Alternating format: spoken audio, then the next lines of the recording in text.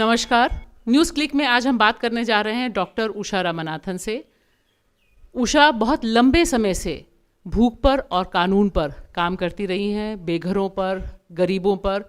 इनका बहुत ज़बरदस्त काम है और इसके साथ साथ जो बहुत अहम योगदान ज्यूरिस्प्रूडेंस को इन्होंने दिया है वह उस समय दिया जब आधार पर लेकर जो पूरी की पूरी बहस चल रही थी, राइट टू प्रिवेसी को लेकर बहस चल रही थी, उसकी चैंपियन के तौर पर उषा रामनाथन रही। इन्होंने बहुत परेशान करने वाले सवाल उस समय उठाए जो इस समय जब हम कोरोना का समय बात कर रहे हैं वे सवाल पूरे के पूरे जिंदा हैं, उन पर बहस होनी चाहिए, बात होनी चाहिए।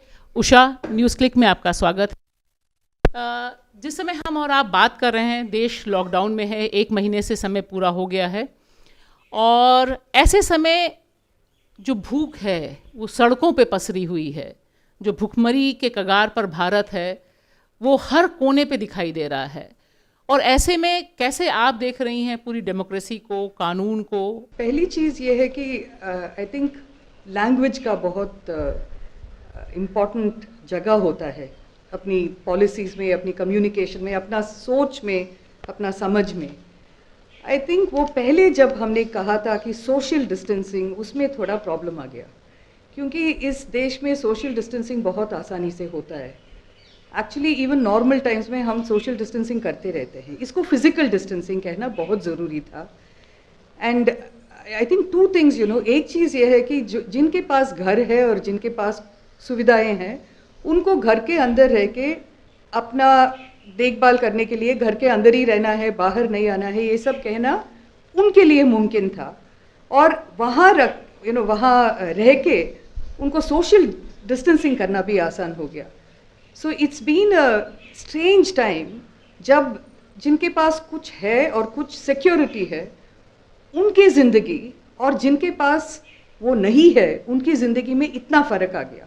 अभी ये जब कोविड-19 का चल रहा है, हम फिज़िकल डिस्टेंसिंग कहेंगे तब भी झुग्गियों में मुश्किल है फिज़िकल डिस्टेंसिंग करना। जब माइग्रेंट लेबर्स आते उनके लिए जैसा सुविधा देना चाहिए था वो तो इवन नॉर्मल टाइम्स में नहीं दिया गया है। और अभी इतना भीड़ में वो कैसे रहेंगे, वो कैसे फिज़िकल डिस्टेंसिंग करेंगे? राइट्स का इम्पोर्टेंस बहुत ज़्यादा इम्पोर्टेंट उनके लिए है जिनके पास राइट्स नहीं है। सो व्हेन वी हैव, जैसे अभी जब चल रहा है, ये एक ह्यूमैनिटेरियन क्राइसिस है।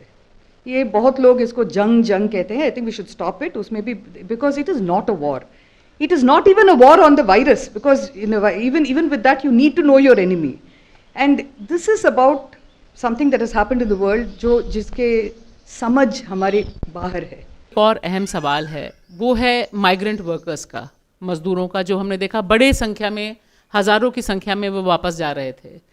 और अब लोगों को चिंता हो रही है कि वो अगर वापस नहीं आए क्योंकि लॉकडाउन खुलेगा, हो सकता है फिर जो लोग रह गए थे वापस चले जाएं। वापस नहीं आएंगे तो फिर इकोनॉमी का क्या होगा? इन कर्नाटका हाईकोर्ट किसी ने केस दर्ज किया है वहाँ कि अभी कहा जा रहा है कि अगर मजदूर लोग जो हैं, जो माइग्रेंट लेबर्स हैं वहाँ पे सिटीज़ के अंदर या स्टेट के अंदर, उनको टेस्ट करके काम पे भेज सकते हैं। लेकिन अगर टेस्ट करके पता चलता है कि वो नेगेटिव है and they are okay, they can move and they can work among other people, वो वापस घर नहीं जा सकते। तो this is the difference between treating people as labour and treating people as citizens. अगर माइग्रेंट लेबर को सिर्फ लेबर दिखाया जाता है, if we see them like that, तब क्या होगा? हम ये ही सोचेंगे कि वो पॉलिसी ऐसा ही हमें फिक्स करना है जिसमें वो they will be contribute to the economy, काम करते रहें। लेकिन वो सिटीजनशिप अगर उनके हाथ में है और हम समझते हैं कि उनका सिटीजन, वो भी सिटीजन है, फिर चॉइस उनके हाथ में होगा कि whether you want to go back home. और हमें पता है अभी कि बहुत लोग वापस घर जाना चाहते हैं। They want to go back home because so much uncertainty has been created. Migrant labor moves to work, काम करने के लिए वो चलते हैं एक जगह, but their contact is always with their families. And many of them are people जो family कहीं है और ये लोग कहीं है. They are the breadwinners. They take responsibility for many things that happen there, and that is their support. तो हमें ये कहना कि काम में जाना है तो हम आपको टेस्ट करके भेजेंगे, लेकिन अब अगर घर जाना है हम नहीं करेंगे। This is a fundamental constitutional violation. ये जब कर्नाटका हाईकोर्ट में गया था, वहाँ का कोर्ट एक्चुअली बहुत बढ़िया कोर्ट है, और उन्होंने कहा आपने वो जो मार्च एंड में ये पॉलिसी निकाला था उसको आपने चैलेंज नहीं किया, इसलिए हम उस पर नहीं कहेंगे, लेकिन to take care of migrants जो हमने कहा है उसको हम डेवलप करेंगे। प्रॉब्लम कर्नाटका हाईकोर्ट का ये भी था, शायद था, कि वो कह सकते हैं कि कर्नाटका से जाना है, लेकिन बाकी स्टेट्स के लिए उनका ऑर्डर तो नहीं चलेगा। So this is the kind of thing जो सुप्रीम कोर्ट को करना मुमकिन भी है और ज़रूरी भी है, to be able to consider the difference for migrant workers between being workers and being citizens. When you ask ऐसी वाली स्थिति में क्या सवाल पूछ सकता है, ऐसी वाली सवाल तो बहुत इंपॉर्टेंट हो जाता है ये सब। अभी अभी हमने देखा कि जो लोग जा रहे थे, हज़ारों की संख्या में माइग्रेंट वर्कर्स सड़कों पे दिखाई दिए, दिल्ली में, तमाम मेट्रोज़ में, गुजरात, मुंबई, कर्नाटका, तमिलनाडु, और उनके बारे में जो पूरे नीति निर्धारक थे उनका एटीट्यूड एक ही ढंग का था। बाद में उनको रोक दिया गया। अब थोड़ा सा हो रहा है कि जहाँ पे लोग बुला रहे हैं, लेकिन बुनियादी तौर पे नीति के, अगर पॉलिसी के लेवल पे आप देखिए तो हिसाब यही था कि उनको यहीं रुक जाना चाहिए, वे नहीं जा सकते। जबकि हम बाकी वर्कर्स को, या बाकी जो बच्चे जो पढ़ने गए थे, बाकी विदेश से जो लोग गए थे, हमने वहाँ तक इंतज़ार किया कि वो लोग आ जाएं अपने यहाँ। जब लॉकडाउन हुआ था, ये प्रॉब्लम ये था कि 4 घंटे के अंदर अंदर सारे राज्यों को इसकी मतलब they had to prepare that. I'm not sure that that's the way for any policy to even be announced. It was a bad idea to do it because 8 बजे बताएंगे, even other state governments will have to prepare for their own people, and if there is no arrangement made, लोग कहाँ जाएंगे? So that was a big problem, and but to say that उस समय अगर कहना था कि नहीं अभी कहीं मत जाओ because we have to contain it, make sure कि ये नहीं फैलेगा, उसमें I think there is some sense in that. It's not an unfair kind of, but it has to be done by taking people into confidence. ये problem ये है कि सारा टॉप डाउन, हम कहेंगे आप जब जा सकते हो, हम कहेंगे आप कैसे जा सकते हो, हम सब सारी चीज़ को बंद करके कहेंगे कि आप यहीं रुक जाओ और हमारी कोई जिम्मेदारी नहीं है, आप अपने आप संभाल लो। That will not work. जब पता था कि लॉकडाउन होने वाला है, जब पता था कि इतने सारे मजदूर हैं जो ट्रैवल करते हैं, जब ये सब पता था, उसके बारे में भी कुछ लोगों से पूछना भी था और कहना भी था उनसे, वो सब नहीं हुआ। So the problem is not, I won't say that पहला लॉकडाउन में लोगों को एक ही जगह पे रखना और कहना कि यहाँ से मत जाओ, उसमें कोई बड़ी गलती थी, आई वोंट से दैट। लेकिन जैसा हुआ, it became like a top down, it becomes oppressive. हमें पता नहीं कि क्या हो रहा है हमारे नहीं। यहाँ को एक और चीज़, क्योंकि अभी पिछले दिनों जो ग्राउंड रिपोर्ट्स की, उसमें सारे जो मजदूर थे वो ये कह रहे हैं कि हम नहीं जा पाए इसलिए भूखों मर रहे हैं।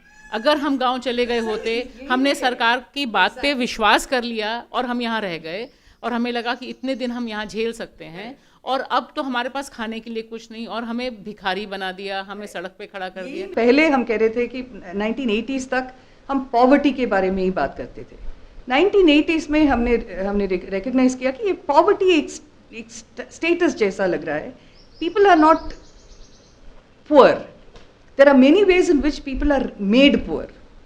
They become poor and they become poorer over a period of time.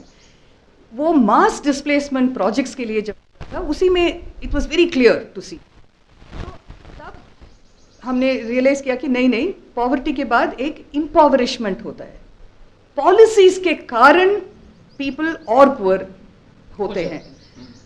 And the classic case was जब लैंड एक्विजिशन हो रहा था, प्रोजेक्ट अफेक्टेड पीपल को कहीं जगह नहीं था, सिर्फ जिसके हाथ में ज़मीन था सिर्फ उनको रिकग्नाइज किया जाता था, बाकी सब इनविजिबल हो गए ये पॉलिसीज में। Then by the latest land acquisition act which came less than a decade ago, there for the first time they have law acknowledge project affected people. इतना साल लगा। So you think about what it means जब हम acknowledge भी नहीं करते हैं एक प्रॉब्लम। अभी ये जो माइग्रेंट वर्कर्स का है, I think all administration should sit down and take responsibility for this. 1979 में एक कानून आया था, इंटरस्टेट माइग्रेंट वर्कमेंस एक्ट। उसके अंदर principal employer and the contractor उनको रजिस्टर करके लाइसेंस लेके तभी लोगों को माइग्रेंट लेबर ला सकते हैं।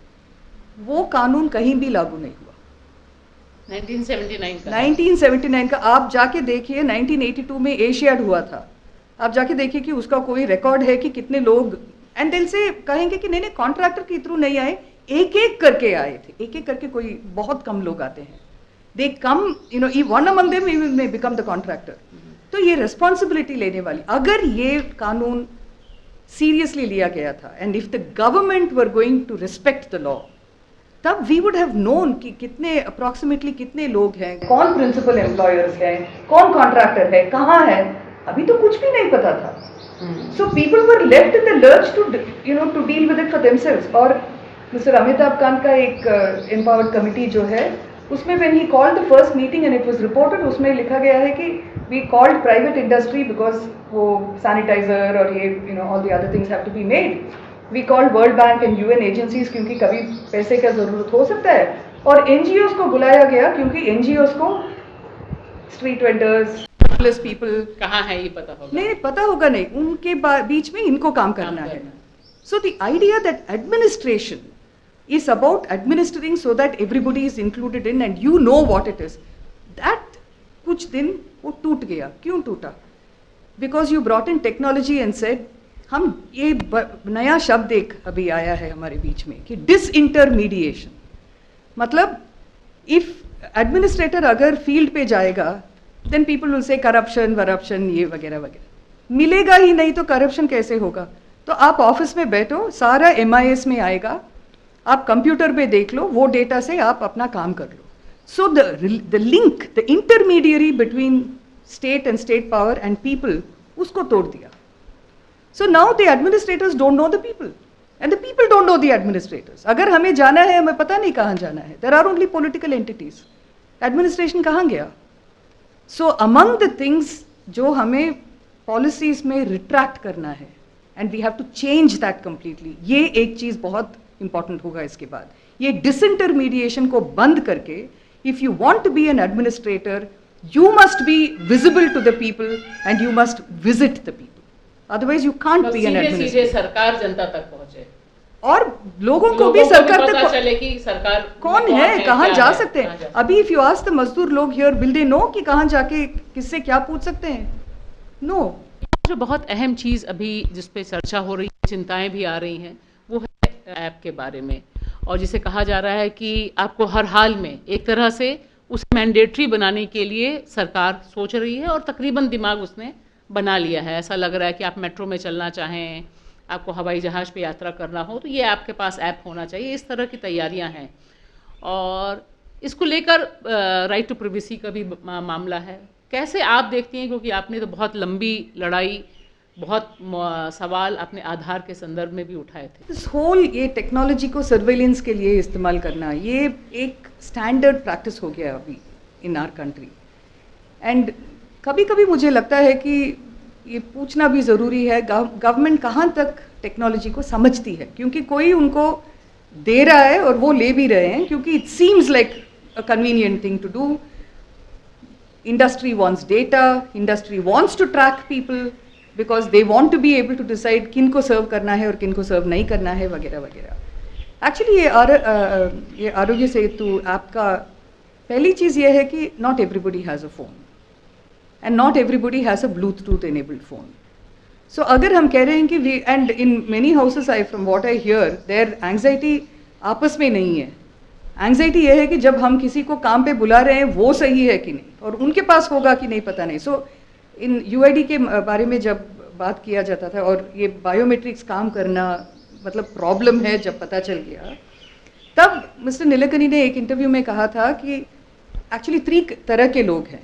एक है जिनके पास स्मार्टफोन है, एक है जिनके पास फीचर फोन है, और 1/3 of the population, so 1/3 approximately 1/3 of the population के पास दोनों नहीं है।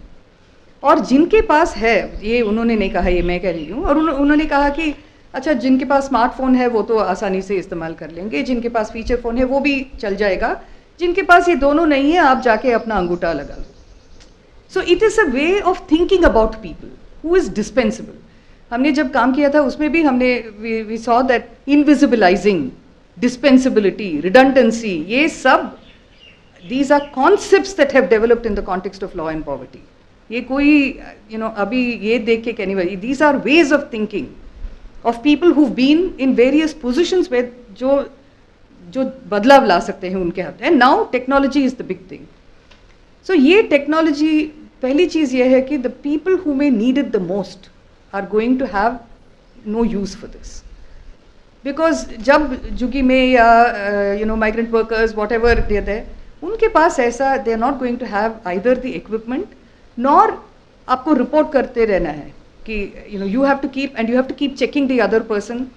ये सब उनके लिए नहीं चलेगा. So the one thing that will happen is data gets collected from those whose data can be collected. The main people who are going to be tracked by this are the middle classes. उनके पास ही ये smartphone है, उनके पास ही ये Bluetooth enabled है और उनको लगता है कि अच्छा मैं सेफ रहूंगी या रहूंगा because I can now detect who the other about the other person.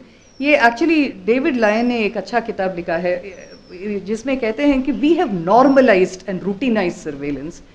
क्योंकि स्टेट करना एक चीज़ है, कंपनीज करना एक चीज़ है, हम आपस में भी करने को सिखा रहे हैं ताकि ये ordinary and normal and routine हो जाएगा. एंड जब हम कह रहे हैं कि we are not able to do बहुत एसिम्टोमेटिक इतने सारे लोग हैं, how do you even know इस ऐप का मतलब क्या है? क्योंकि मेरा जो दूसरा सवाल इससे संबंधित है कि अभी जो डेटा हमारे पास है उसके हिसाब से भारत में 80% जो मरीज हैं या जिनके अंदर सिम्टम्स हैं हमने जो देखे हैं उनके असिम्टोमेटिक हैं, मतलब हम उनको खांसते छींकते बुखार इन सब से वो परे हैं. तो फिर ये जो ऐप है ये ऐप कैसे शिनाख्त करेगा किसी की भी, जो भी आप बता रहे हैं कि हम 14 दिनों में किससे मिले उनको हम ट्रैक कर पाएंगे? Actually it is not an app it's शायद 2% के लिए 2% ऑफ द टाइम काम करेगा, बट वो कलेक्शन ऑफ डेटा जो हो रहा है जहाँ से भी मिलता है वो तो होता रहेगा. See this is not unique to India, अभी सब जगह पे हो रहा है. And Google you think about it, Google and is it Amazon, 2 companies have got together and they are sharing their data saying we are helping the world together. They control the data of the world and we are saying hand it over. Think about what we are doing it at a time when Mr. Mukesh Ambani, who कुछ दिन पहले उनका एक speech था जिसमें उन्होंने कहा कि ये डेटा लोकलाइजेशन के बारे में उन्होंने कहा नहीं, इंडियंस का डेटा इंडिया में ही होना है, इंडियंस को ही आना है, एटलीस्ट इंडियन कॉर्पोरेट्स को आना है. अभी उन्होंने जाके ऑलमोस्ट 10% ऑफ हिज शेयर्स ही इज गिवन टू फेसबुक, और फेसबुक का रेपुटेशन तो हम सब जानते हैं. So we are actually putting ourselves there, which is why I'm wondering. इसका क्या मतलब हुआ, थोड़ा सा ये दर्शकों this को is the बताइए politics कि ये of जो मुकेश अंबानी और फेसबुक वाला हुआ है इससे क्या होगा? नहीं, see the when they Facebook is going to have a seat on the board of this new company. हमें पता है कि despite all the assistance that was, I mean all the policies having favored Mr. Ambani through these years, Jio is not able to make a profit on its own. अभी सब जगह पे problem हो रही है. So now mixing two things where एक Facebook knows the people and Jio has the technology which can cover a large vast mass of the people, and they are now linking themselves up to kirana stores, local kirana stores, so that they will then become reliant on this platform. It is a way of changing the nature of power over data and power over data about people. They're openly saying that Facebook knows the people in intimate detail. और हमारे पास जो वो technology है जिसके साथ we can now make it, everybody has this with them. So the marriage of these two is very good. It may be good for business, it's terrible for people. So after saying that it should come back to Indians and at least Indian corporates, जब Indian corporate Facebook के साथ बैठ के ये कर रहा है, then it's not clear what they mean. अच्छा, और वहीं दूसरी तरफ एक बहुत and just एक और चीज़ that throughout in this 10 years, see 10 years से पहले first decade अगर हम देखेंगे, everybody was excited by technology. Everybody, everyone wanted a phone, everybody had first a desktop, then you had a laptop, individually किया है. Now why is it that everything is about suspicion? Technology is being used to make sure that people are the way people who are, people are of a certain kind. Who are you? What are you? To make it traceable, to make it trackable. And the suspicion that people have of technology also has therefore grown. But the dependence on technology came in the first 10, within the first 10 years, by the time people realized this. So, abhi, systems are shifting in a way. Why is it that after demonetization, everybody went back to cash? Is it only because that was not convenient, or is there something more? कोई हमारे इतने बड़े देश हैं, इतने सारे social scientist हैं, इतना सारा पॉलिसी मेकर्स हैं, इतना सारा साइंटिफिक माइंडेड पीपल गवर्नमेंट में है, किसी ने स्टडी किया कि क्यों लोगों ने कैशलेस को इतना कम इस्तेमाल कर रहे हैं, and why is it that so many more people prefer so much more cash? There is some logic. A state runs for a people. People don't run for a state. And that shift, I think, we really need to make now. It seems like technology is a solution. We know now that technology can be an enabler. It is not a solution. And in places where it does not enable, हमें उसको इस्तेमाल करना नहीं चाहिए. Every place is not fit for technology. The other thing is decentralization. If it is working in Orissa today, Orissa is a place with many problems. But Orissa mein kyun the COVID thing has worked better? Because, and why has it worked in Kerala? Because the local governments have been working over a period of time and a little bit stronger, weaker, whatever, but they have not been rendered irrelevant. We have to acknowledge the necessity for strengthening local government. मतलब जो जहाँ ये पे centralization छोड़ के केंद्रित है, जहाँ लोकल गवर्नमेंट्स और लोकल सी टेक्नोलॉजी का ये आज प्रॉब्लम यही है कि सारी चीज को सेंट्रलाइज करना ट्राई करता है. It is not about using technology, it is about using technology to generate data, it is about using technology to surveil people. This idea that it's not a tool for what it is supposed to deliver, but it is a tool for something way beyond, which is unconstitutional, by the way, is that's something, so the idea of centralizing everything has to go, and we have to acknowledge the value of decentralization. Strengthen those institutions. Do this again. ये बहुत अच्छी बात आपने कही कि ये सारे सबक हमें कोरोना संकट और लॉकडाउन के बाद सीखने ज़रूरी हैं, ताकि जो लोकतंत्र है वह ज़िंदा रह सके, और जो मेहनतकश भारत है जिसके बारे में अभी तक हमने बात नहीं की, उसकी ज़रूरत इस समय जितनी देश को महसूस हुई उतनी पहले कभी नहीं रही. और साथ साथ जो विकेंद्रित भारत होना चाहिए, जहाँ पे लोकल बॉडीज़ के पास पावर रहें और शक बहुत कम रहे. अगर मैं कह रही हूँ कि मैं ये हूँ, आप कह रही हैं कि आप उषा हैं, तो सत्ता को मानना चाहिए कि हम सच कह रहे हैं. Just one more thing if I can say. इस समय it is not important who is, identities are not important. It is what the need is which is important. To go to a place and say आप अपना identity card दिखाओ, फिर हम आपको आधार छोड़ो यार, whatever identity, it's not always the अभी तो यहाँ पे शुरू में सारा यही चल रहा था ना, कि राशन कार्ड नहीं है तो कम से कम आधार दिखाइए तो मिलेगा. So why if I'm hungry, why do I need to show an ID card? In an extraordinary situation, आप हमसे वो मांग रहे हैं जो for that extraordinary situation वो completely irrelevant है. Even the Karnataka High Court, which has done extraordinary work they've really given some very good and very helpful decisions there. The Chief Justice there has given some very good decisions. Even there you find he says, look at their ID card and then give. Why ID card? What is this obsession that we've got with this? Are we looking at people or are we looking at ID cards?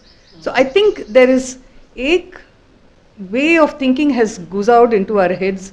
उसको हमें निकाल के फिर उसको examine करना बहुत बहुत ज़रूरी है.